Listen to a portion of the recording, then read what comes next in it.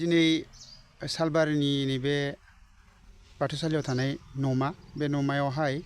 मोनसे थुनलाइयारि जथाय जख'न्थाइ जादों आरो बे जख'न्थाइफोरा जाबाय माखासे हालामारि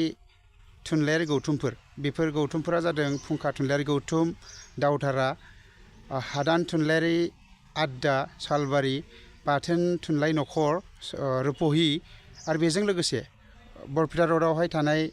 थुनलाइ गाथोन नखर जथायै जोङो मोनसे थुनलाइयारि हाबाफारि लानाय जादों आरो बे मेहेरगोनां हाबाफारियावनो दिनै आङो गांसे बिजाब बेखेवनो मोन्दों बिजाबनि मुङा जाबाय उखुमब्रि फारसे नायदावनानै बे गांसे खन्थाइ बिजाब लिरगिरिया जाबाय दावगाफु लाइमोन लिरगिरि एस.के. बसुमतारी बाक्सा जिल्लानि सिङाव थानाय फाख्रिगुरि गामिनि बिथाङा सासे लाइमोन लिरगिरि बिथाङा थुनलाइनि फारसे आखाइ होनायजों लोगोसे आथिखालाव दुलाराय बर' फरायसा आफादनि माखासे बिबानफोराव थानानैबो फरायसाफोरनि जौगानाय समाजनि माखासे बेले बेजे जेंनाफोरखौ फोसाबस्रांनाय खामानियावबो आखाइ होगासिनो दङ आरो बेनि अनगायैबो बिथाङा सासे मोजां खौरां दैथायगिरि बिथांनि बे उखुमब्रि फारसे नायदावनानै बिजाबखौ बेखेवनो मोननानै आं थारैनो गोजोननाय मोन्दों बिजाबखौ आङो दान्दिसे नायदों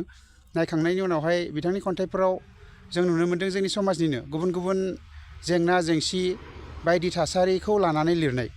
मोन्दांथिफोरखौनो बिथाङा खन्थाइनि गेजेरजों फोरमायदों बिजाबखौ नायोब्ला फरायगिरि बिथांमोना मोनगोन बिथाङा मा बबे बबे बिथिंखौ लानानै गावनि खन्थाइनि सोदोबफोरखौ साजायदों खन्थाइफोरखौ लिरदों बेखौ फरायोब्ला फरायगिरि नोंथांमोना मोनगोन बिजाबाव गासै 250 मोजां मोजां खन्थाइफोर दं आरो बिजाबाव बेसेन गोसा रायजिरथाय होदों बर'नि सासे मुंदांखा रायजिरथाय लिरगिरि बुंनो थाङोब्ला बिथाङा बर' लाइमोन लिरगिरिफोरनि सासे थुलुंगानि फुंखा बिथां राखाव बसुमतारी सारा जोबोर मेहेरगोनां रायजिरथाय होदों आरो बे रायजिरथायनि गेजेरजों एस.के. बसुमतारी बिथांनि खन्थाइफोरनि सोमोन्दै सुंथाबै माखासे बेसेन गोसा बाथ्राफोरखौ फोरमायथिदों नोंथांमोना नायगोन आरो लिरगिरिखौ थुलुंगा होगोन होननानै आं मिजिंथिबाय